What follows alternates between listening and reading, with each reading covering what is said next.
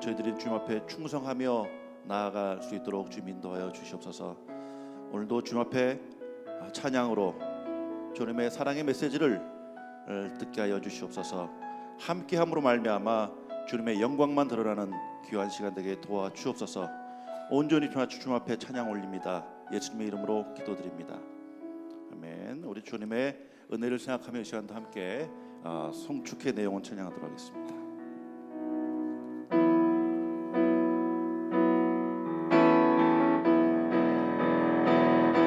송축해 내 영혼 내 영혼아 거룩하신 이름 이전에 없었던 노래로 나 주님을 송축해 내 영혼 송축해 내 영혼 내 영혼아 거룩하신 이름 이전에 없었던 노래로 이전에 없었던 노래로 나 주님을 송축해 내 영혼 내 영혼 송축해 내 영혼 내 영혼아 거룩하신 이름 이전에 없었던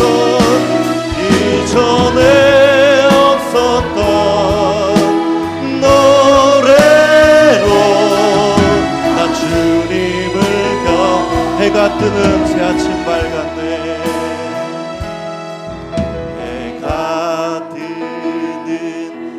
아침 밝았네. 이제 우시 주님 찬양 무슨 일이나 어떤 일이 내게 놓여도 저녁이 올 때 나는 노래해 송축해 내 영혼아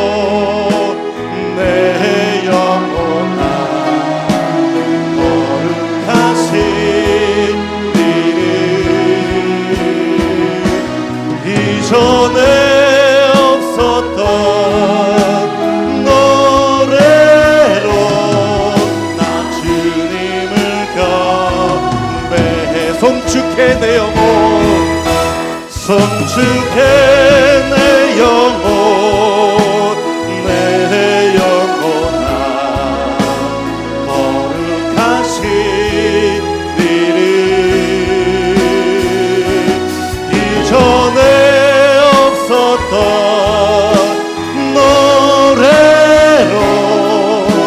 주님을 경배해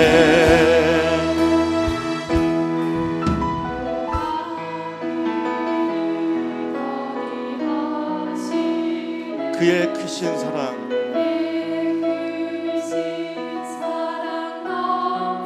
주의 선하심 내가 노래하리 수많은 이유로 나 노래해 송축해 내 영혼 내 영혼아 거룩하신 이름 이전에 없었던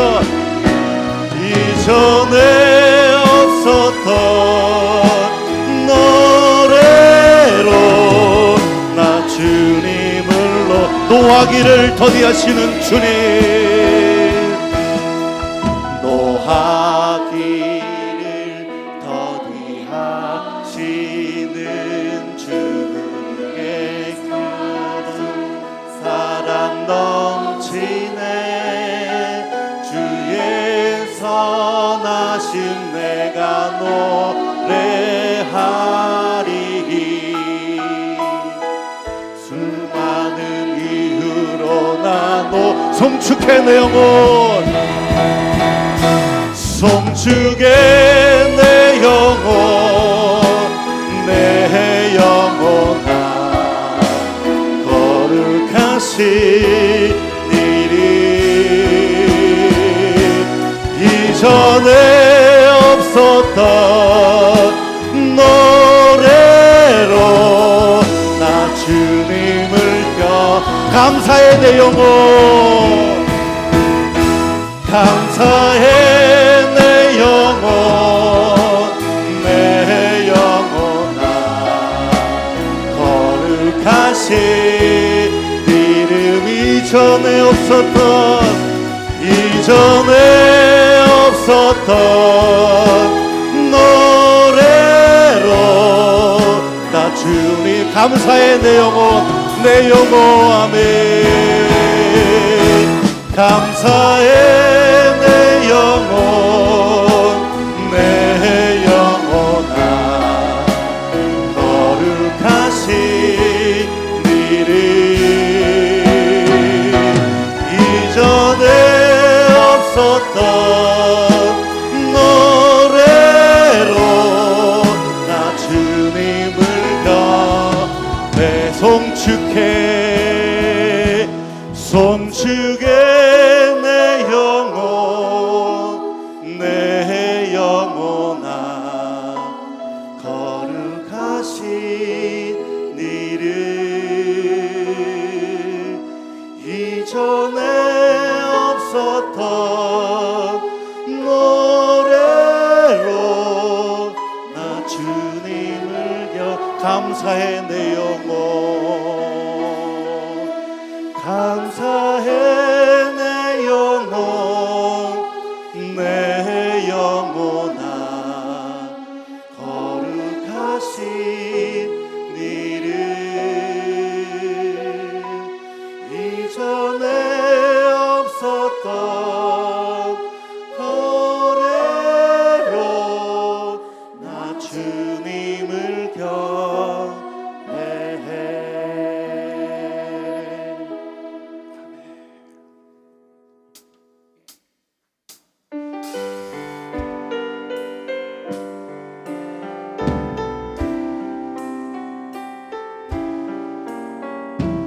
낮에처럼 밤에 같이 그렇게 살 수 없습니다.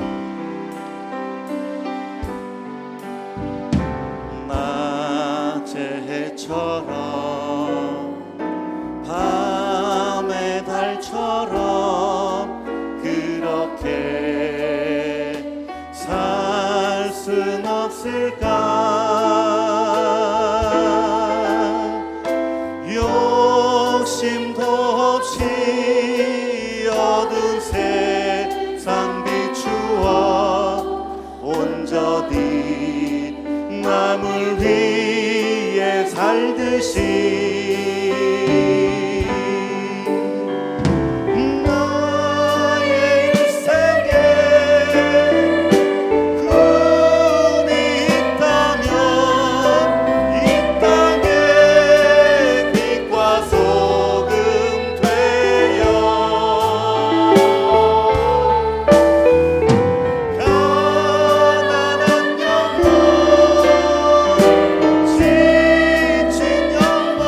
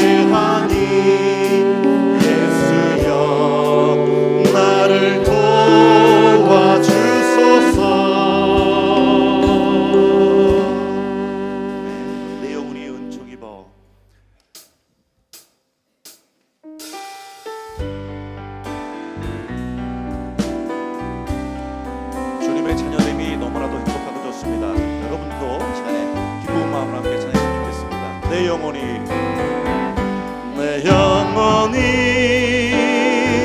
은총 입어 중한 죄짐 벗고 보니 슬픔 많은 이 세상도 천국으로 와도다. 할렐루야 찬양하세. 할렐루야 찬양하세. 내 모든 죄 사함받고 주 예수와 동행하니. 우리 다 함께 힘 높여서 높은 산이 아멘. 높은 산이 거친들이 초막이나 금거리나 내 주 예수 모신 것이 그 어디나 하늘나. 우리 함께 하셔서 할렐루야 할렐루야 할렐루야 찬양하세. 내 모든 죄 사함받고 주 예수와 동행하니 그 어디나. 할렐루야 찬양하세. 할렐루야 할렐루야 찬양하세. 찬양하세. 내 모든 죄 사함받고 주 예수와 동행하니 그 어디나 하늘나라. 오늘도 함께 하실 주 앞에 이 모든 영광을 올려드립니다. 아멘.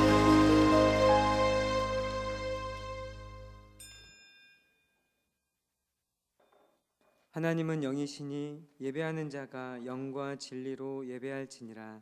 아멘.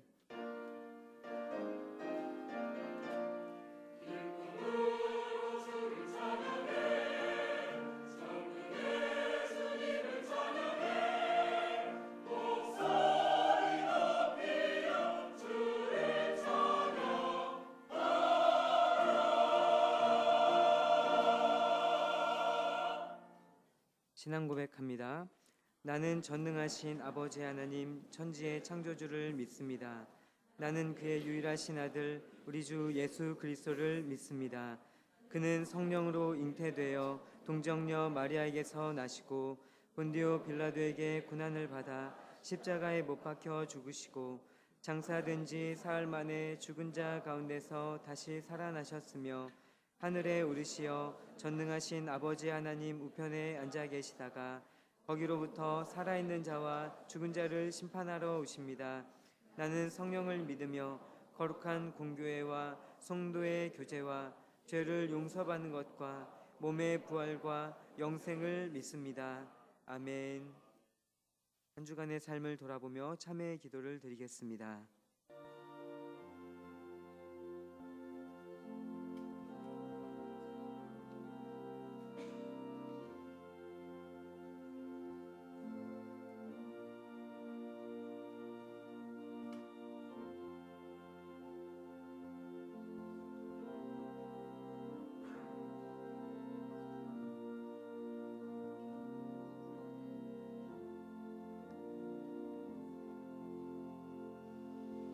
우리는 그리스도 안에서 그의 은혜의 풍성함을 따라 그의 피로 말미암아 속량 곧 죄사함을 받았느니라.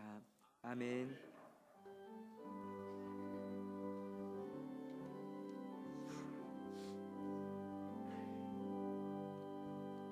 모든 영광을 하나님께, 모든 영광을 하나님께, 온 마음과 뜻 다해 주 사모합니다. 모든 영광을 하나님께.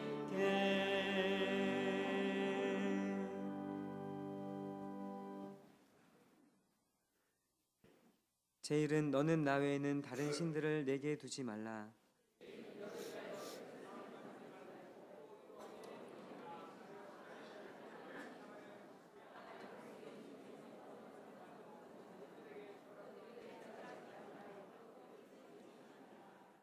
너는 내 하나님 여호와의 이름을 망령되게 부르지 말라. 제5는 내 부모를 공경하라. 제7은 간음하지 말라. 제9는 내 이웃에 대하여 거짓 증거하지 말라. 아멘.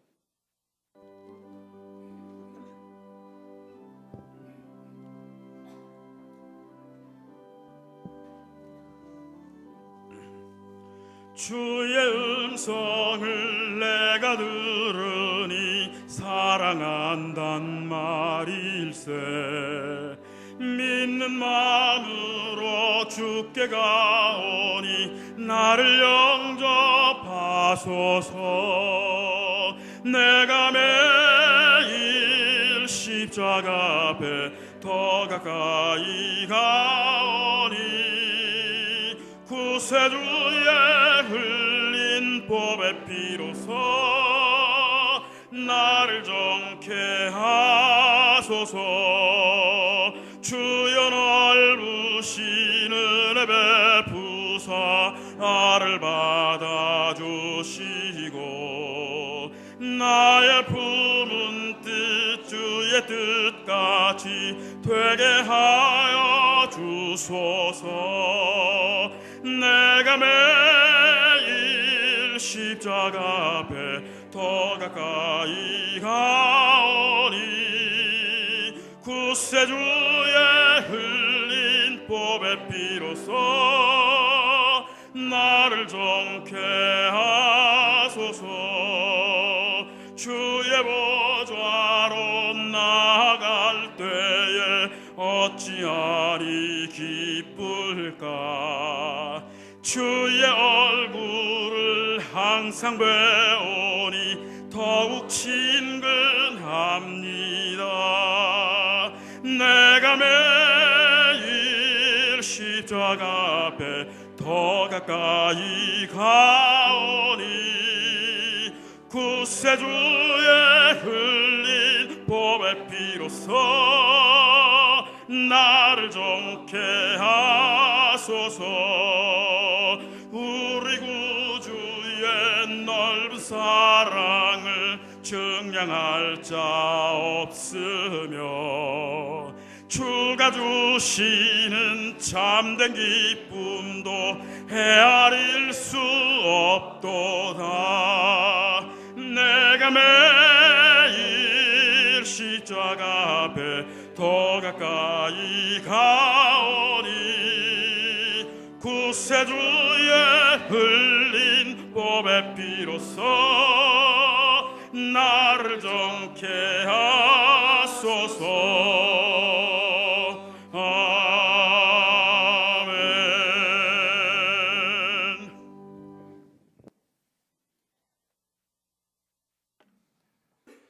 사랑이 많으시고 자비하신 우리 하나님 아버지,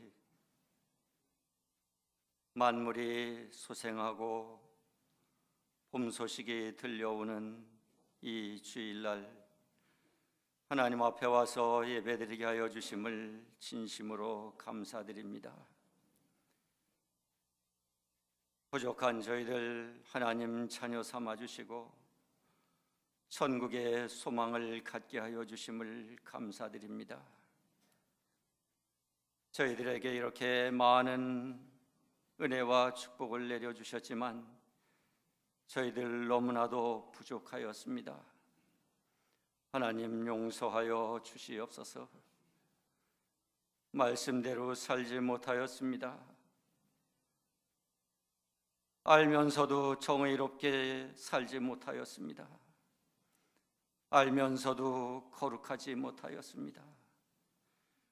알면서도 진실하지 못하였습니다. 하나님, 죄를 용서하여 주시옵소서. 하나님 아버지, 하늘을 우러러 부끄럽지 않은 삶을 살도록 저희들 몸부림치며 노력하게 하여 주시옵소서. 의와 진리로 거룩하게 살도록 하나님 아버지, 뼈를 깎는 기도를 하게 하여 주시옵소서. 하나님께 사랑받는 성도가 되게 하여 주시고 축복받는 성도가 되게 하여 주시옵소서. 하나님 아버지, 우리 한일의 성도님들 기도하는 기도 제목이 많이 있습니다. 하나님 다 들어주시옵소서. 환난과 근심이 없게 하여 주시고 물질과 건강의 축복을 허락하여 주시옵소서. 하나님 아버지, 우리 한일교회가 올해 창립 40주년이 됩니다. 하나님께서 저희 교회에게 맡겨주신 사명, 교육이 잘 되게 하여 주시고 선교가 잘 되게 하여 주시고 구제와 봉사로 지역사회에 이바지하는 교회가 되게 하여 주시옵소서. 하나님 아버지, 무엇보다도 사랑과 행복이 넘치는 교회 되게 하여 주시옵소서. 하나님 아버지, 이번 금요일부터 시작되는 말씀 사경에 위해 함께하여 주시어서 강사 목사님을 통해서 들려주시는 말씀을 통해서 은혜와 축복을 많이 받게 하여 주시옵소서. 하나님 아버지, 담임 목사님의 목회 비전 통해서 열매 맺게 하여 주시고 열정과 성령 충만으로 우리 교회를 지혜롭게 잘 이끌어 나가실 수 있도록 하나님 축복하여 주시옵소서. 우리 교회의 교역자들과 직분자들이 하나님 앞에 맡겨진 책임을 성실하게 잘 감당하게 하여 주시고 하나님의 크신 축복을 이 땅 위에서 다 누릴 수 있도록 하나님 도와주시옵소서. 행한 대로 갚아주시라고 하신 하나님의 말씀을 기억하게 하여 주시옵소서. 하나님 아버지, 100년 전에 이 땅 위에서 3.1 독립 만세 운동이 있었습니다. 소수의 기독교인들이 나라의 독립을 찾고자 피를 흘렸습니다. 그래서 지금 이 나라가 이렇게 되었습니다. 하나님 아버지, 현재 우리 기독교인들이 많은 수를 차지하고 있습니다. 하나님 아버지, 이 대한민국이 더욱 발전되어 나가는데 우리 기독교인들이 앞장서게 하여 주시옵소서. 전쟁이 일어나지 않게 하여 주시옵소서. 다시는 나라를 빼앗기지 않게 하여 주시옵소서. 하나님 아버지, 경제가 발전되고 정치가 안정된 나라 되게 하여 주시고 사회의 갈등과 분열이 없는 나라를 만들어서 후손들에게 물려줄 수 있는 우리 기독교인들이 다 되게 하여 주시옵소서. 하나님 아버지, 목사님의 설교 말씀으로 큰 은혜 받게 하여 주시고 새롭게 깨달아서 우리의 삶 속에서 열매 맺고 실천되게 하여 주시옵소서. 하나님 아버지, 할렐루야 찬양대의 찬양으로 우리들 마음속에 감사와 기쁨이 충만하게 하여 주시고 하나님께 큰 영광이 되게 하여 주시옵소서. 모든 말씀 예수님의 이름으로 기도드렸사옵나이다.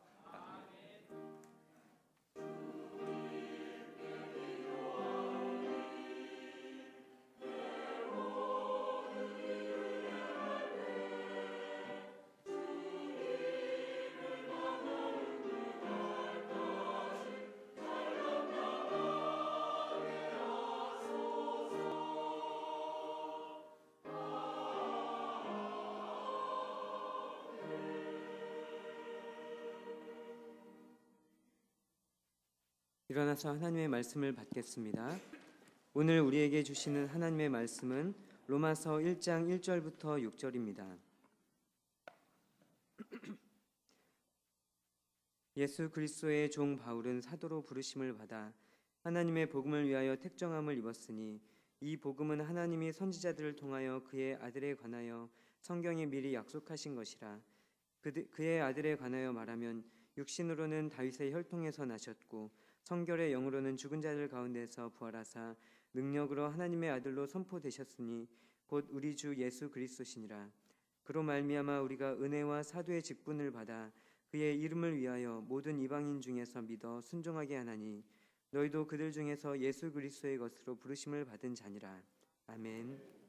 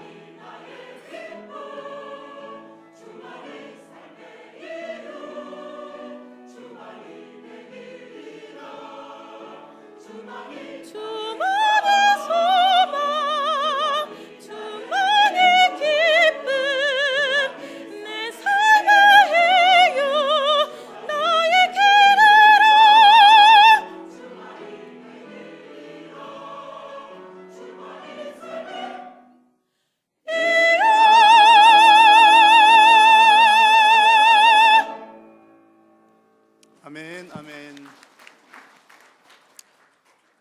감사합니다. 이 찬양을 우리 하나님께서 기쁘게 받으신 줄로 믿습니다. 또 여러분 드리는 예배도 하나님 기뻐 받으시는 예배 되기를 축복합니다. 옆에 계신 분들과 이렇게 한번 인사 나누면 좋겠습니다. 예수님만이 나의 소망이십니다. 예수님만이 나의 소망이십니다. 네, 교회 소식을 전해드리겠습니다. 오늘 오후 찬양 예배는 전도 선교위원회 헌신 예배로 하나님 앞에 올려드립니다. 오셔서 말씀을 전해주실 강산 목사님은 올해부터 우리가 또 새롭게 협력을 하게 된 기아대책기구 선교사로 파송받으시는 성진아 목사님 오셔서 말씀을 나누어 주시겠습니다. 말씀 사경회 광고입니다. 여러분 가장 중요한 광고입니다. 이제 이번 주 금요일, 토요일, 주일 그렇게 3일간 4회에 걸쳐서 이용걸 목사님 오셔서 은혜의 말씀을 전해 주시겠습니다. 우리 기도하면서 많이 기대하면서 기다려왔습니다. 시간 안내를 잘 드리겠습니다. 여러분 우리 현수막에 나와 있는 것처럼 시작 시간은 무슨 소리인지 잘 아시죠? 요즘에 바깥 공기가 안 좋은 모양입니다. 놀라지 마시고 7시 30분경부터 말씀이 시작될 예정입니다. 그래서 혹 이제 그 직장 관계로 이제 늦게 오시는 분들 위해서 시간을 그렇게 했고요. 그러나 찬양 시작 시간 7시부터 시작이 됩니다. 그래서 우리가 7시부터 말씀 작용이 시작하는구나 이렇게 생각을 하시면 되겠습니다. 그래서 7시 이전에 오셔서 기도로 준비하셨다가 7시부터 또 찬양 뜨겁게 마음 다해서 찬양하시고 또 7시 30분 경부터 또 하나님 말씀 듣는 시간 가지고 진행을 하도록 하겠습니다. 주일에는 2부 예배와 3부 예배 때 같은 내용으로 말씀을 전하시고요. 그리고 오후 예배 시간에 또 말씀을 전하십니다. 총 4회 말씀을 함께 듣도록 합니다. 차량 운행 시간표가 말씀 사경의 기간 동안 금요일, 토요일, 주일은 평주일과 같고요. 차량 운행 시간표가 각 층에 게시가 되어 있습니다. 의정부와 또 차량 탑승하시는 분들 잘 참고를 해 주시면 좋겠습니다. 그리고 이번 사경회는 우리 성도님들이 100% 나오시는 것을 목표로 했고요. 이제 외부 사람들 많이 초대하는 것보다는 우리 성도님들 오셔서 우리의 신앙을 좀 잘 다져보자 그런 차원입니다. 과거에는 이제 말씀 사경에 부흥회하면 온 동네 사람들 다 왔었는데 요즘에는 이제 그렇게 힘들기도 하고 일단 가장 중요한 것은 우리 성도님들 다 오셔서 함께 말씀으로 이제 우리 성숙한 신앙을 갖는 시간입니다. 여러분 금요일, 토요일 시간 다 비워 두셨죠? 3분 정도 대답을 안 하셨는데 제가 이제 앞에서 이렇게 사회 보면서 출석 체크를 쫙 할 예정입니다. 그래가지고 안 오신 분들 제가 전화를 드릴 수도 있으니까 금요일 7시, 토요일 7시 그리고 또 주일 시간 그렇게 가지시면 되겠습니다. 혹 다른 분들께 이게 초대하고 싶으시거나 홍보하고 싶기를 원하시는 분들은 주보 별지면에 보시면 이렇게 우리 포스터, 각 층에 계시는 포스터 내용을 이렇게 실어 두었습니다. 그래서 강산 목사님 양력과 그다음에 각 주제 시간이 빠졌는데 시간은 저녁 7시라고 안내를 좀 해주시면 감사하겠습니다. 그래서 이 내용을 가지고 오늘 이번 주 목요일부터 목요전도 시작하면서 또 각 지역에 이 소식을 또 전하도록 하겠습니다. 별지면에 있는 내용도 잘 참고해 주시기를 바라고요. 작은 목자 훈련원에 관한 안내입니다. 각 과목에 관한 안내가 자세한 안내가 주보에 한 번 나가다 보니까 어떤 과목이 개설되었는지를 잘 모르시는 분들이 더러 있으십니다. 그래서 2층 글로리아 홀 유치부실에 있는 복도에 보시면 큰 현수막으로 해서 과목들 이것저것 많이 이렇게 적어 놓았습니다. 참고하시면 되겠고요. 과목별로 오늘 시작하는 과목도 있지만 한 2, 3주간 격차가 있기 때문에 한 2주 정도 더 여러분 신청하실 수 있는 시간 있는 것 염두에 두셔서 자세히 살피셔서 또 말씀 공부 원하시는 분들 많이 동참을 해 주시기 바랍니다. 나머지 광고들은 주보를 참고해 주시기 바랍니다. 봉헌 찬송 드리겠습니다.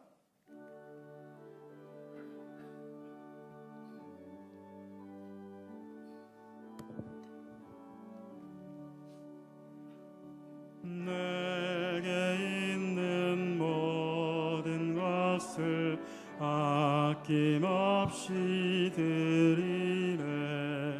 사랑하고 의지하며 주만 따라 살리라. 주께 드리네. 주께 드리네. 사랑하는 구주 앞에 모두 드리네. 살아계신 우리 하나님 은혜를 감사합니다. 지난 한 주간도 성도님들의 삶 가운데 동행하여 주시고 날마다 은혜 베풀어 주심을 감사합니다. 오늘도 예배의 자리에 나오면서 주신 은혜에 감사하며 마음과 정성을 담아 귀한 물질을 주님께 올려드립니다. 정성을 다해 드린 물질이 하나님 나라 위하여 그 선한 목적대로 쓰임받도록 도와주시고 주님께 드리고는 싶으나 여러 가지 환경들이 여의치 않거나 어려움이 있는 성도님들에게는 드릴 수 있는 환경과 심을 수 있는 씨앗도 허락하여 주옵소서. 물질뿐만 아니라 삶으로 봉사로 헌신으로 드리는 모든 삶의 예물도 하나님께서 기뻐 흠량하여 주시고 보이지 않는 곳에서 이름도 없이 빛도 없이 섬기는 귀한 헌신을 하나님께서 기억하여 주옵소서. 하나님 오늘도 하나님의 말씀을 받을 때에 우리 모든 심령들 성령님의 조명하여 주심으로 성령님의 도우심으로 말씀을 깨닫는 은혜가 있게 하여 주시고 말씀을 받아 아멘으로 순종하는 모든 심령들 되게 하여 주옵소서. 예배의 남은 시간도 성삼위 하나님 홀로 영광 받아 주시기를 간절히 비오며 구주 예수님의 이름으로 기도드립니다. 아멘. 지난 1년 조금 넘는 기간 동안에 저는 요한계시록을 설교를 했습니다. 성경 한 권을 이렇게 설교하는 것 평균 잡아서 2주에 한 번 정도 이렇게 쭉 설교를 했었고요. 이렇게 성경 한 권을 쭉 이어서 설교한다는 것은 참 쉬운 일은 아닌 것 같습니다. 그런데 설교하는 것도 쉽지 않지만 아마 설교를 듣는 것은 더 힘든 일이었을 수가 있습니다. 그래서 한 권 책을 쭉 설교해 나간다는 것 쉽지 않은 일이지만 그럼에도 불구하고 성경을 이어서 설교한다는 것은 중요한 의미가 있습니다. 어떤 의미인가 하니 하나님의 말씀을 내가 받을 때 선별적으로 받는 것이 아니라 선택적으로 받는 것이 아니라 하나님의 말씀을 전체를 다 받는다, 그런 의미가 있습니다. 설교자가 설교할 때도 보면 빠지기 쉬운 함정이 있습니다. 하다 보면 계속 똑같은 얘기를 할 가능성이 점점 많아져요. 내가 내 이야기를 하려고 하면 계속 하던 그 얘기, 또 하고 싶은 얘기를 설교에 담아서 하는 경우가 발생을 할 수가 있습니다. 듣는 성도님들도 마찬가지예요. 성도님들도 설교를 이렇게 쭉 듣다가 보시면 듣고 싶은 얘기만 골라서 듣는 그런 함정에 빠질 염려가 있습니다. 그래서 우리가 이런 함정에 빠지지 않기 위해서는 의도적이고 의식적으로 하나님의 말씀을 전체를 다 받겠다라고 하는 그런 노력이 필요합니다. 저는 이제 이 노력을 계속해서 해 나갈 것이고요. 그래서 그 노력의 일환으로 이제 요한계시록을 마친 후에 이제 로마서 말씀으로 함께 은혜를 나누려고 합니다. 로마서 말씀에는 여러분 잘 아시는 것처럼 복음의 진수가 잘 이렇게 녹아져 있는 그런 정말 귀한 하나님의 말씀입니다. 올해 우리 교회의 표어가 우리는 제자입니다라고 하는 표어입니다. 제자로서 성숙한 신앙 갖기를 바라는 그러한 목표를 가지고 있는데 올해 우리의 목표에 꼭 맞는 말씀이 바로 로마서 말씀이 아닐까 그렇게 생각을 합니다. 그래서 이번에도 대략 2주에 한 번 정도 로마서 말씀을 설교를 할 예정인데요. 여러분 기대가 되시죠? 한 절반 정도는 아직 마음의 결단이 안 서신 것 같습니다. 여러분 영혼에 좋은 약을 먹는다 이런 마음을 가지시고 여러분 깨닫는 은혜를 주시기를 간절히 사모하시면서 여러분 기도 많이 하시면서 하나님의 말씀을 받으시면 좋겠습니다. 저도 이제 정말 최선을 다해서 말씀을 준비해서 전하지만 정말 그 말씀의 놀라운 역사가 나타나기 위해서는 전하는 자의 몫이 반이라면 듣는 자들의 목도 절반 정도는 됩니다. 여러분 기도하시면서 또 하나님 말씀 사모하시면서 또 이 로마서 말씀을 통해서 큰 은혜를 누리는 우리 한일교회가 다 되었으면 좋겠습니다. 자, 먼저 로마서 말씀 본문 말씀을 나누기 전에 로마서에 관한 간략한 얘기들을 먼저 드리는 것이 도움이 될 것 같습니다. 로마서는 이름 그대로 로마에 있는 교회에게 보내는 편지입니다. 로마에 있는 교회에게. 그런데 여기 로마에 있는 교회는 독특한 특징이 한 가지가 있습니다.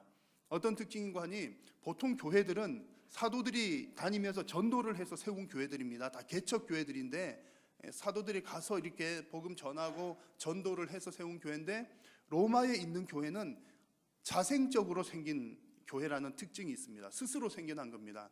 언제 어떻게 스스로 생겨났는지에 대한 역사적인 정확한 기록은 없습니다만 그러나 일반적인 견해는 있습니다. 그 얘기를 잠깐 말씀을 드리겠습니다. 고대 문헌에 의하면 로마에는 이미 주전 1세기 말경부터 유대인들이 자리를 잡고 살았다는 기록이 있습니다. 유대인들이 로마 시민권을 획득을 하고서 로마에 살았다는 얘기죠. 그러면 그 유대인들은 어떻게 로마에 와서 시민권을 얻었을까? 그것을 또 추적을 해보니까 63년에 그 로마의 폼페이 장군에 의해서 전쟁 포로로 잡혀왔던 유대인들이 로마에 그대로 남아서 정착해서 살면서 살았던 그 사람들이 시민권도 얻고 로마에 살게 되었다는 그런 얘기입니다. 그래서 로마에서 그렇게 정착해서 살면서 또 유대인들의 특징이 있잖아요. 유대인들은 어디 가서 살아도 유대인입니다. 그래서 성경의 중요한 절기가 되면 꼭 예루살렘으로 가서 그 절기를 지키는 그런 모습들이 있습니다. 그래서 중요한 절기가 되면 이 로마에 있는 경건한 유대인들이 예루살렘으로 가게 되는데 그것과 관계된 얘기가 사도행전에 나옵니다. 자, 사도행전 여러분 잘 아시는 내용인데요. 2장 말씀해 보시면 오순절 성령 강림 사건이 있습니다. 오순절 성령 강림 사건. 자, 오순절은 어느 때입니까? 구약 절기로 말하면 77절에 해당되는 그런 절기입니다. 그래서 이 오순절에 예수님의 제자들도 많이 모여서 기도하고 있었지만 각국에서 많은 유대인들이 5절 말씀 보니까 천하 각국으로부터 와서 예루살렘에서 머물고 있었더라 그랬습니다. 왜냐하면 77절 절기였기 때문에 그렇습니다. 여기 모인 사람들 가운데 2장 10절에 보니까 로마로부터 온 나그네 유대인들도 있었더라 하는 기록이 있습니다. 자, 그러면 이 오순절에 우리 잘 아는 내용이죠. 어떤 역사가 나타났죠? 성령께서 강림하셔가지고 사람들이 성령 받으니까 막 방언을 하는 겁니다. 여기서 말하는 방언은 이제 우리 권사님, 집사님들 하시는 그런 방언이 아니라 방언이 두 종류가 있거든요. 여기서 하는 방언은 제가 한국말로 설교하는데 여기 앉아 계신 분들 중에 미국 사람은 미국말로 알아듣고 일본 사람은 일본말로 알아듣고 중국 사람은 중국말로 알아듣는 겁니다. 얼마나 놀랍습니까? 여러분 영어 혹은 외국어 공부하실 분은 하나님 방언의 은사를 주십시오 한번 기도를 해보실만 할 것 같습니다. 한국말로 하는데 각 나라 말로 세상에 없는 이런 일이 일어나는 겁니다. 그러니까 그곳에 있던 사람들이 깜짝 놀라서 지금 난리가 난 거죠. 이 도대체 어떻게 된 일이냐? 우리가 각 나라 우리들 말로 다 알아듣는다. 이렇게 깜짝 놀라는 사람들도 있었고요. 또 어떤 사람들은 저 사람들이 낮술에 취했다, 낮술 마셨구나, 그런 얘기를 하는 사람들도 있었습니다. 그때 베드로가 나서서 설교를 한번 쫙 하죠. 베드로가 설교를 하는데 놀라운 역사가 일어났습니다. 베드로가 설교 한번 했는데 3,000명이 회심하고 돌아오는 역사가 나타났다는 기록이 사도행전 2장에 나옵니다. 자, 그때 회심했던 사람들 중에 누구도 있었다고요? 로마에서부터 온 유대인들도 있었던 겁니다. 그래서 아마 그 사람들이 그때 회심하고 돌아가서 교회를 세운 것이 아닐까. 대체로 우리는 그렇게 이해를 하고 있습니다. 그렇게 세워진 로마에 있는 교회에게 보낸 편지가 바로 로마서, 바울이 쓴 편지가 로마서입니다. 자, 그러면 바울은 왜 로마에 있는 교회에게 편지를 썼을까요? 사실 바울과 로마 교회는 별 상관이 없습니다. 바울이 개척한 교회도 아니고요, 가본 적도 없는 그런 교회입니다. 왜 바울이 로마에 있는 교회에게 편지를 썼을까요?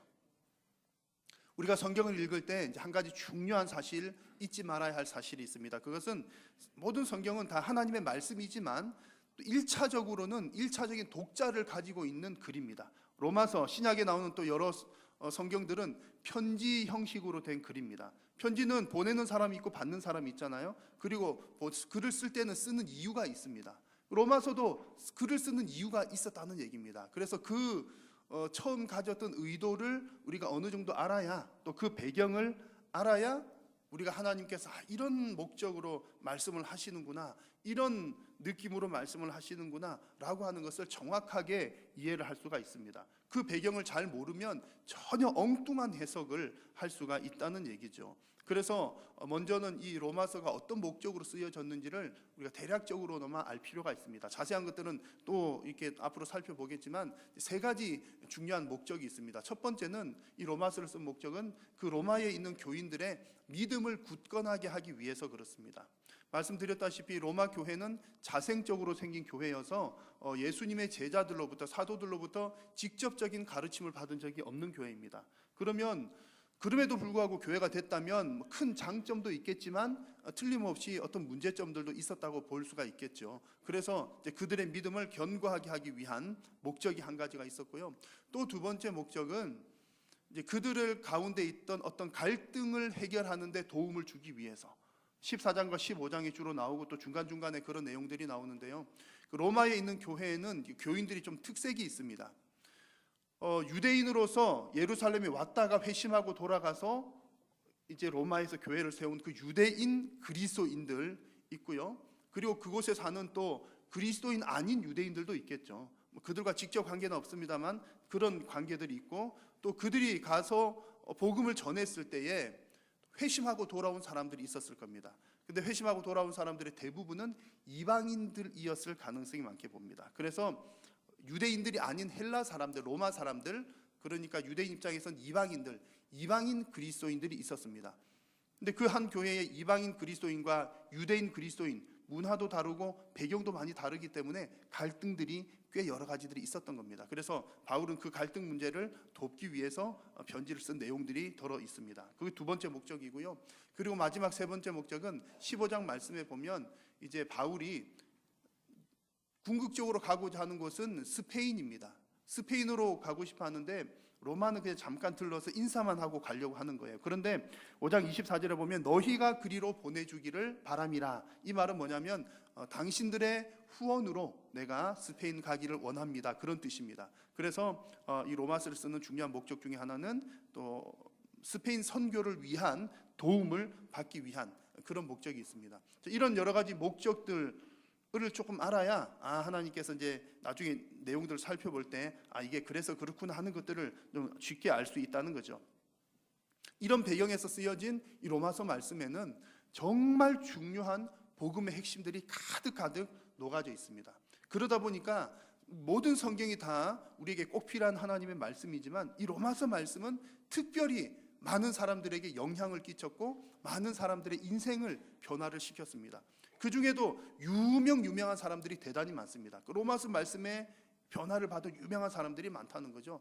대표적인 사람 두 사람만 예를 들면 이렇습니다. 어거스틴 아시죠? 그 바울 다음에 신학의 거장, 정말 그 중세 신학의 그냥 아버지라고 할 만한 어거스틴 이 로마서 말씀을 읽다가 회심을 했습니다. 방황 중에. 그리고 종교 개혁자 루터가 종교 개혁을 일으키게 된 데 이제 가장 큰 영향을 받은 것이 또 로마서 말씀입니다. 이처럼 로마서 말씀은 정말 많은 사람들에게 감동을 주기도 했고 또 그들의 인생을 바꾸어 놓는 그런 말씀이었죠. 여러분, 살아계신 하나님의 말씀, 그 가운데 특별히 이 로마서 말씀은 우리 신앙의 선배들에게도 그렇게 했던 것처럼 오늘 우리 한일교회 성도된 저와 여러분들에게도 좀 큰 영향력으로 다가오게 될 줄로 믿습니다. 여러분의 신앙과 삶에 이 로마서 말씀이 큰 은혜를 끼치기를 주의 이름으로 축원합니다. 자, 이렇게 이제 제가 로마서에 관한 대략적인 말씀 드렸고요. 이제 오늘 읽은 본문 말씀입니다. 이 로마서는 편지글이기 때문에 형식이 편지 형식입니다. 우리나라 사람들은 편지를 쓸 때에 맨 처음 뭘 먼저 쓰죠? 받는 사람 누구누구에게, 아무개 권사님에게, 맨 마지막에 쓰는 사람 아무개 목사 이렇게 쓰는데 이제 헬라 사람들은 가장 먼저 쓰는 사람을 먼저 쓰는 겁니다. 그래서 오늘 1절 말씀에도 보시면 쓰는 사람 자기 바울을 소개하는 글이 먼저 나옵니다. 헬라 말을 보면 더 정확한데요. 우리 한글 성경에는 예수 그리스도의 종 바울은 이렇게 시작하지만 헬라 성경 헬라어를 이렇게 보면 바울의 이름이 제일 먼저 나옵니다. 바울 그리스도 예수의 종 이렇게 시작을 합니다. 어쨌든 이제 바울은 1절에서 자기 자신을 소개를 하는 거죠. 소개를 하는데 뭐라고 소개를 합니까? 예수 그리스도, 정확하게 표현하면 그리스도 예수의 종으로 표현을 합니다. 여기서 종이라고 하는 말은 헬라 말로 둘로스라고 하는 말인데요. 둘로스는 우리나라 사람들이 생각하는 머슴 정도와는 조금 다른 개념인 노예를 말합니다. 노예. 머슴과 노예가 차이가 있는 것 아시죠? 머슴은 월급을 받습니까? 저도 머슴 생활을 안 해봐가지고 잘 모르겠는데 머슴은 월급을 받는데요. 머슴은 월급을 받는 사람인데 노예는 월급을 안 받는. 노예는 뭐와 같으냐면 그냥 개나 돼지나 소나 물건과 똑같이 취급을 당했던 사람이 바로 이 노예입니다. 노예. 그러다 보니까 사고 팔고도 가능했었고 지금은 거의 없어졌죠. 살고 죽는 것도 그냥 주인 손에 달려 있는 그런 사람이 바로 노예였습니다. 그러니까 노예에게는 월급도 있을 수가 없고 잘했다고 칭찬받는 일도 없는 그런 존재가 노예입니다. 그런데 사도 바울이 자기 자신을 그런 노예라고 하는 단어로 고백을 하고 있는 겁니다. 그래서 이것은 사실 대단한 고백입니다. 정말 자기 자신은 없고 나는 아무것도 아닙니다. 나는 물건과 마찬가지입니다. 오직 내 주인은 예수님, 나는 예수님 주인 손에 붙들린 노예에 불과합니다 라는 고백이 오늘 1절의 고백인 것입니다.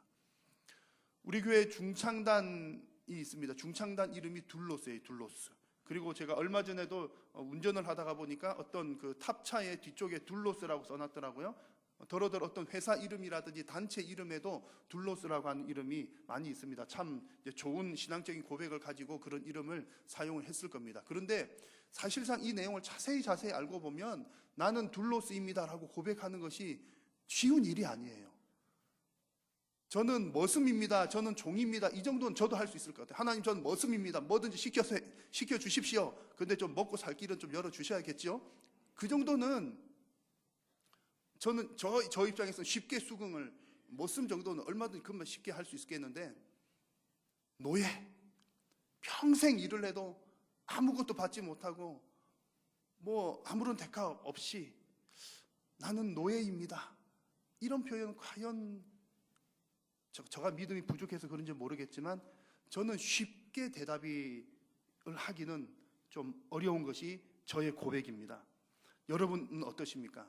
하나님께서 여러분들을 평생 일만 시켰는데 아무것도 안 주셨어요. 그냥 먹을 그때 먹을 것만 주시고 정말 아무것도 안 주셨어요. 그래도 하나님을 주인으로 섬기고 계속 일을 하기가 쉽겠습니까? 아마 쉽지는 않을 것 같습니다. 지금 바울이 자기 자신을 그런 존재로 고백을 한다는 거죠. 근데 여러분, 우리는 예수님의 노예입니다 고백하기 어려운데, 바울이 본래 어떤 사람이었는지를 알면 정말 바울은 더 그런 고백을 할 사람이 아닌 것이 분명합니다. 바울이 본래 어떤 사람입니까? 유대인이잖아요. 유대인이고 길리기아 다소에서 난 사람입니다. 다소는 학문의 중심지였고요, 또 다소는 로마의 도시였습니다. 그러니까 이 로마 도시에서 태어난 사람은 태어날 때부터 로마 시민인 겁니다. 그래서 바울은 태어나면서부터 로마 시민권을 획득한 유대인인 것이죠. 유대인이기 때문에 집안도 살만하죠. 유대인이죠. 로마 도시에서 살죠. 이제 예루살렘으로 유학을 가는 겁니다. 가서 그 당시에 가장 유명한 학자, 교수님 밑에서 가말리엘의 문화에서 이제 학문도 배우고 율법도 배웁니다. 그래서 이 바울은 바리새인 중에 바리새인, 자타가 공인하는 박사 중에 박사가 된 사람이 바로 바울입니다. 게다가 바울은 또 어떤 사람이었습니까? 정말 그 율법적인 열심이 특심이어가지고 그리스도인들을 핍박하는 데는 1등 공신이 바로 바울이었습니다. 그런 사람이 지금 뭐라고 고백한다고요? 나는 그리스도 예수의 노예입니다. 여러분, 이 도무지 어울리지 않는 고백입니다. 이렇게 어울리지 않는 고백, 어떻게 바울은 이런 고백을 하게 되었을까요? 여러분, 가장 중요한 사실, 결론적인 내용은 이것입니다. 바울이 정말 그렇게 고백할 거라고는 도무지 믿어지지 않는 바울이 이렇게 고백한 데는 중요한 한 가지 이유가 있는데, 그 이유는 바로 그가 예수님을 만났기 때문입니다. 누구보다도 열심히 그리스도인들을 핍박하던 자가 다메섹으로 가는 길에서 예수님을 만나죠. 거기서 예수님을 만났을 때 바울은 큰 충격에 빠집니다.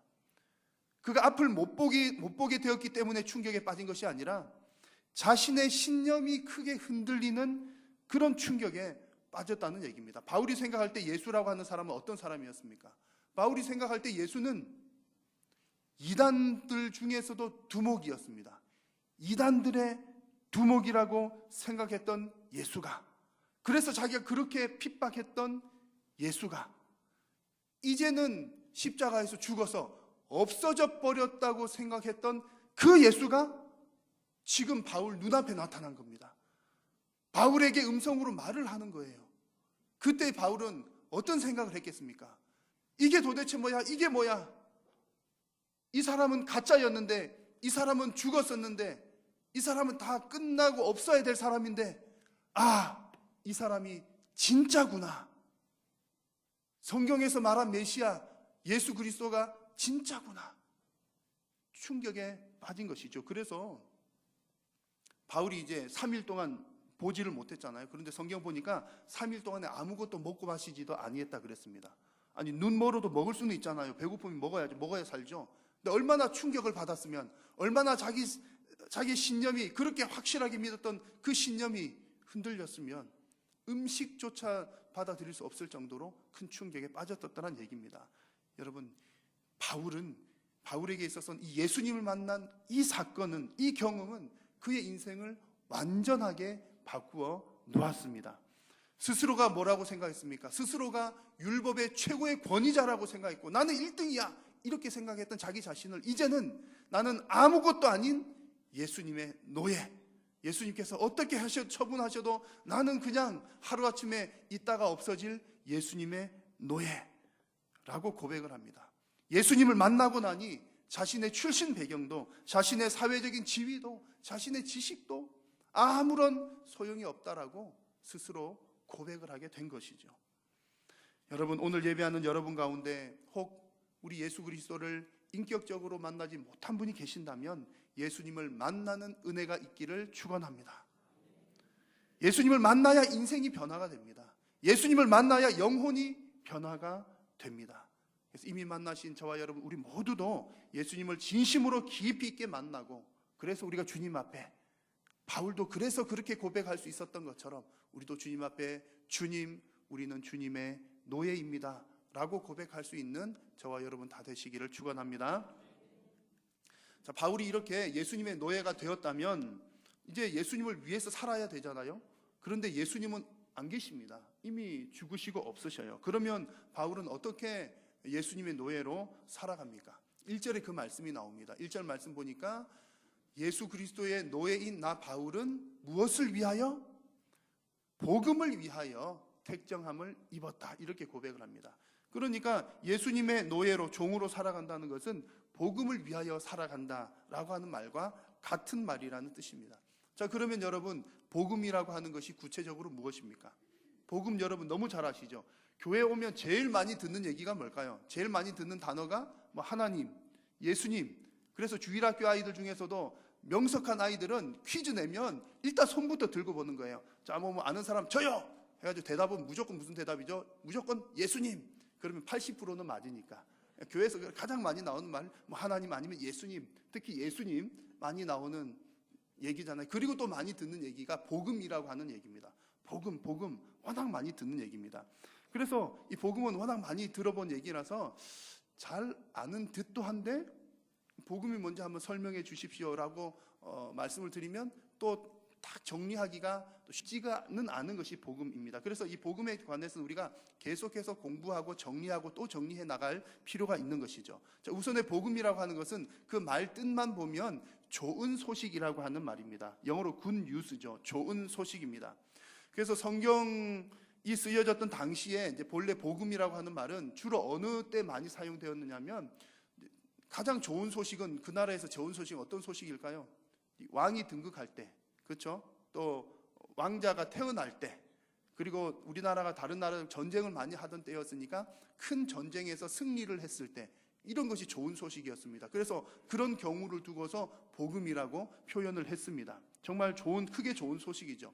자, 그런데 사도들이 볼 때 이 세상의 그 어떤 일들보다 왕이 태어나는 것, 왕이 등극하는 것, 전쟁에서 이기는 것, 또 그 외 여러 가지 어떤 일들보다 정말 비교할 수 없을 만큼 가장 좋은 소식이 바로 예수님에 관한 소식이다, 그렇게 믿었던 겁니다. 그래서 그때부터 그들은 이것이 복음이야 라고 외치고 다녔던 것이지요. 또 실상 그렇습니다. 여러분, 예수님에 관한 이야기가 무엇입니까? 예수님께서는 이 땅에 왕으로 오셨죠.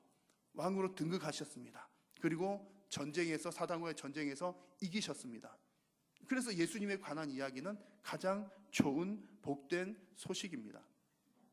오늘 성경 말씀을 보면 이 복음이라고 하는 말에 담긴 이제 몇 가지 중요한 의미들을 찾아볼 수가 있습니다. 그래서 복음은 앞으로도 계속 언급을 하겠지만, 오늘 읽은 말씀 가운데 나타나는 복음의 중요한 의미들 몇 가지를 보면 이렇습니다. 첫 번째로, 복음은 하나님의 복음입니다.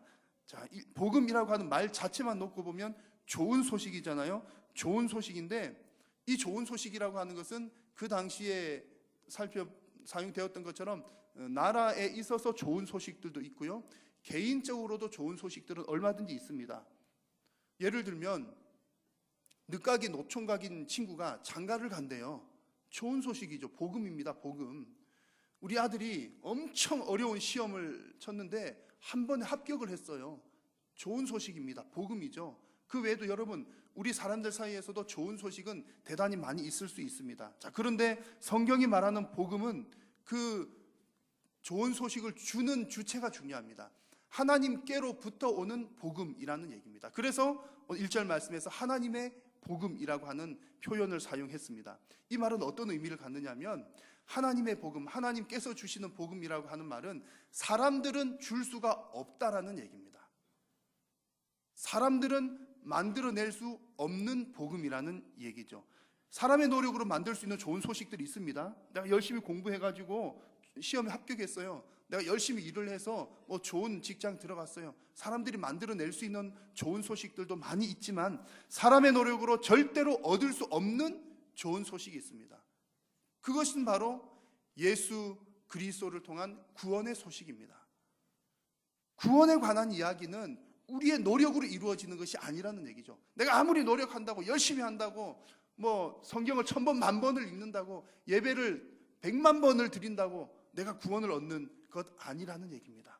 구원은 우리 어떤 노력으로도 얻을 수가 없고 오직 은혜로만 하나님께서 주셔야만 얻을 수 있는 것이 구원입니다. 그래서 복음의 중요한 핵심은 복음은 하나님의 복음이다. 하나님께서 주시는 것이다. 이런 얘기입니다. 두 번째로 오늘 성경에 나오는 복음의 중요한 핵심은요, 이게 가장 중요합니다. 복음은 아들에 관한 것입니다. 자, 2절 말씀을 같이 한번 읽겠습니다. 시작. 이 복음은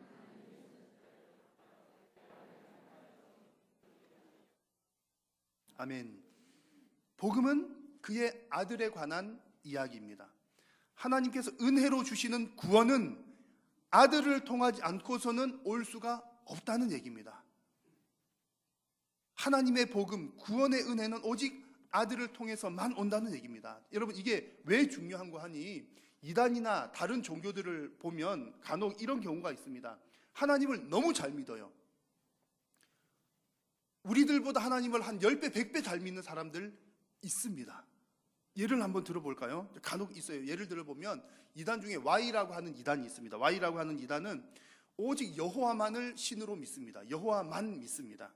그래서 하나님을 얼마나 열심히 믿는지 그 복된 소식을 전하기 위해서 전도 활동도 엄청 열심히 합니다. 아마 여러분 집집마다 한 번쯤 다 방문했을걸요? 똑똑똑 누구누구입니다. 길거리 지나다 보면 큰 사거리마다 이렇게 현수막 세워가지고 책 이렇게 해가지고 뭐 이렇게 하는 사람들 아시죠? 엄청 열심히 합니다. 정말 이분 성경 공부도 열심히 해요. 제가 볼 때 그분들은 그 성도들의 한 거의 100%가 전도 활동도 하고 아마 100%가 성경 공부도 하고 그럴걸요?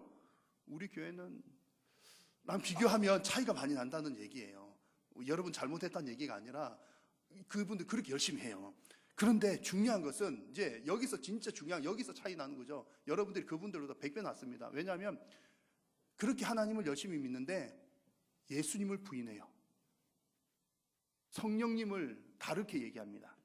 예수님에 대해서 뭐라고 얘기하냐면 예수님은 피조된 하나의 신이고 아버지 하나님보다 열등한 수석 대행자다. 천사장이다. 이 정도로 얘기합니다. 예수님을 피조물로 본다는 얘기죠. 하나님의 아들이 아닌 피조물로. 성령님에 대해서는 인격적인 하나님으로 보는 것이 아니라 성부 하나님의 어떤 능력, 파워, 부리는 영 정도, 하나님의 에너지 정도로 봅니다. 자, 여러분, 하나님을 믿지만 아들에 관한 복음이 잘못되어 있다는 얘기입니다. 여러분, 과연 그들에게 구원이 있을까요? 구원은 오직 성자이신 예수님, 예수 그리스도의 죄사함을 통해서만 얻어지는 줄로 믿습니다. 그래서 이 아들에 관한 이야기가 중요하다는 얘기입니다. 그리고 여러분, 요즘에 갈수록 심각한 문제가 되고 있는 이슬람 아시죠? 이슬람 사람들도 하나님을 얼마나 잘 믿는지 모릅니다. 우리가 막 무시할 것 아닙니다. 이슬람도 완전히 유일신을 믿는 사람들입니다. 우리가 믿는 하나님 신앙을 종교라고 표현하는 것은 저는 이제 바람직하지 않다고 생각을 하지만 종교라고 표현을 했을 때 모든 종교들 가운데 유일신을 믿는 종교는 우리가 믿는 하나님 기독교와 이슬람입니다. 이슬람도 유일신 하나님을 믿어요. 유일한 알라를 믿습니다. 그래서 우리 잘 모르시는 분들은 아니 그 사람들은 하나님 믿는 게 아니라 알라를 믿잖아요. 그런데 그 알라가 그들이 믿는 알라가 성경에 나온 그 하나님입니다. 똑같은 하나님이에요. 그들이 말하는 게 그렇다는 얘기입니다. 하나님을 믿는다 그렇게 얘기를 해요. 그런데 중요한 것은 예수님에 대해서 다르게 얘기하는 것이 중요합니다. 예수님에 대해서 뭐라고 얘기하냐면 예수 그리스도는 구원자가 아니고 선지자 중에 하나에 불과한데 더 기분 나쁜 게 있죠. 마호메트 선지자보다 못한 선지자다. 이렇게 보는 겁니다. 그래서 사람은 예수를 믿어서 구원을 받는 것이 아니다. 5가지를 잘 지켜야 구원을 받는다 라고 하면서 하는 5가지가 뭐냐면, 첫 번째는 오직 알라만을 유일신으로 믿는 신앙 고백이 필요하다. 두 번째는 자선 행위를 해야 된다. 세 번째는 라마단 기간을 지키는 것. 네 번째는 그 사람들 잘하는 거 있죠. 하루에 5번 기도 시간 지키는 것. 그리고 마지막은 메카 성지 순례를 가는 것. 그런 거를 해야지 구원을 받는다. 그런 얘기를 하는 겁니다. 유일하신 하나님을 믿지만 아들 예수님이 없다는 얘기입니다. 여러분, 과연 그들에게 구원이 있겠습니까?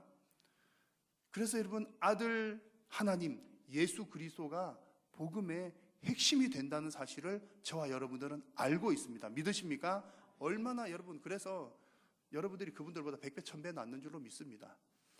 오늘 말씀 3절과 4절 말씀을 보시면 왜 아들 예수님이 복음의 핵심인지를 아주 짧고 명확하게 이야기를 합니다.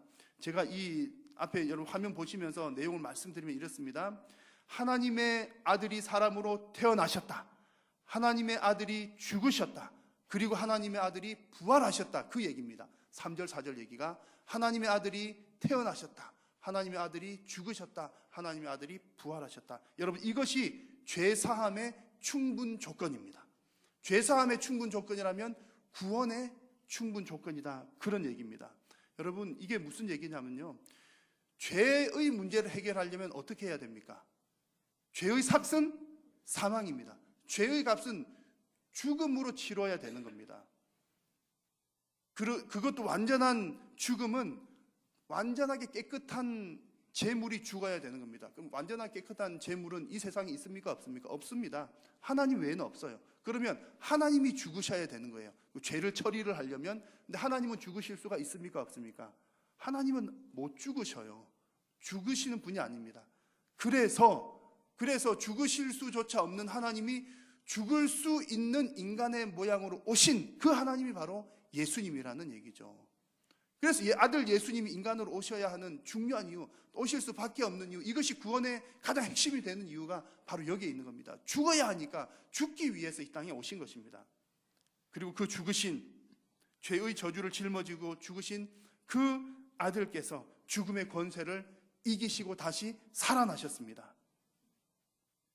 이것이 복음이요, 그래서 복음의 핵심은 바로 아들 예수님께 있다는 얘기입니다. 여러분, 이 진리의 말씀을, 이 진리를 깊이 깨닫는 은혜가 있기를 축원합니다. 자, 마지막 세 번째로 이 하나님의 복음은 성경에 미리 약속하신 복음입니다. 2절 뒷부분에 나오죠. 이 말은 어떤 의미를 갖느냐 하면, 우리가 흔히 생각하기를 복음 그러면 신약 성경은 복음, 구약 성경은 율법, 이렇게 이분화시키는 경향이 있는데 그것은 잘못됐다는 얘기입니다. 복음이라고 하는 것은 구약 시대부터도 복음은, 하나님의 은혜는 계속 이어져 왔다는 얘기입니다. 하나님께서는 이미 아담이 타락한 그 시점으로부터 구원 계획을 세우셨습니다. 구원하시려고 하는 것 자체가 복음이죠. 창세기 1장 15절에 우리가 흔히 잘 알고 있는 원시 복음이라고 불리는 그때부터, 창세기 때부터 하나님은 예수님을 이야기하셨습니다. 여자의 후손, 바로 예수님을 말씀하신 거죠. 그리고 아브라함을 통해서, 모세를 통해서, 다윗을 통해서, 또 여러 선지자들을 통해서 하나님께서는 복음을 보여주셨습니다. 그러므로 우리가 기억할 것은 이 복음이라고 하는 것이 어느 날 하나님께서 갑자기 만들어내신 아이디어가 아니라 아주 오래전부터 준비하고 계획하고 진행해 오신 성경에 미리 약속된 복음이라는 사실입니다. 그래서 여러분, 오늘 말씀 속에서 복음을 여러분 정리하실 때에 이 복음은 하나님께서 주시는 것이고 하나님께로부터 오는 것이고, 이 복음은 성경에 미리 약속하신 아들 예수님에 관한 것이다. 여러분, 그렇게 잘 이해를 하시면 좋겠습니다. 사랑하는 우리 성도 여러분, 성령 하나님께서 여러분의 마음에 빛을 비추어 주시기를 축복합니다. 성령께서 여러분의 심령 가운데 빛을 비추어 주셔서 여러분들이 성경 말씀을 읽을 때마다, 여러분들이 설교의 말씀을 들을 때마다 이 복음의 진리가 깨달아지는 은혜가 있으시기를 축복합니다. 또한 여러분, 사도 바울은 이 복음을 위해서 예수님의 노예가 되었는데 저와 여러분들의 인생도 정말 이 귀한 복음을 위해서 쓰임 받는 귀한 인생 되시기를 주의 이름으로 축원합니다. 기도하겠습니다. 하나님, 오늘 우리들에게 예수 그리스도에 관한, 아들에 관한 귀한 복음을 말씀하여 주셔서 감사합니다. 성경에 미리 약속하신 아들 예수님에 관한 그 진리를 우리가 하는 말씀을 들을 때마다, 읽을 때마다 성령께서 감동하여 주셔서, 조명하여 주셔서 진리를 날마다 깨달아 알게 하여 주옵소서. 예수님의 이름으로 기도드립니다. 아멘.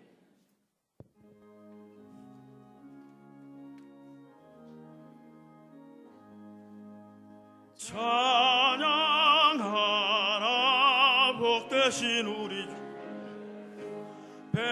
백성들아, 사랑을 전하세. 경배하라 하늘의 천군과 천사, 주님 앞에 영광을 돌리세. 목자같이 우리를 지키시고 종일 품에 늘 안아주시니, 찬양하라 높으신 권세를 찬양, 찬양, 찬양 영원히 드리세. 찬양하라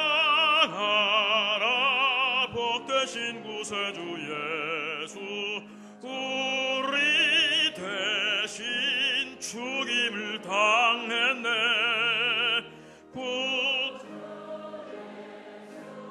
영원한 구원의 소망, 경배하며 겸손히 절하세. 찬양하라 우리 죄 지신 예수, 그의 사랑 한없이 크셔라. 찬양하라 높으신 권세를 찬양, 찬양, 찬양 영원히 드리세. 찬양하라 복되신 구세주 예수, 천사들아 즐겁게 찬양해. 구주 예수 영원히 다스리시니, 멸류관을 주 앞에 드리세. 구주 예수 세상을 이기시고 영광 중에 또다시 오시리. 찬양, 찬양 높으신 권세를 찬양, 찬양, 찬양 영원히 드리세.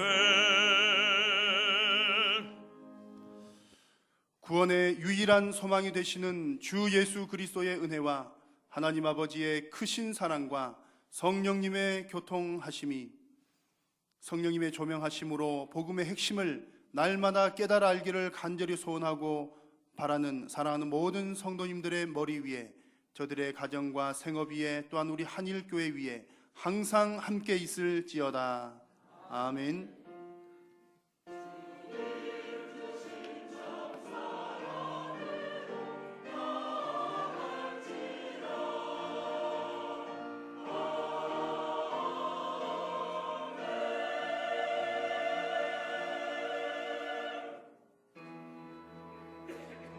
사랑의 신주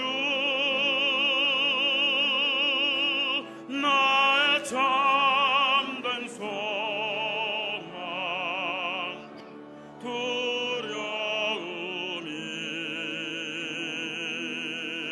사라지네. 사랑의 주 내가 길 인도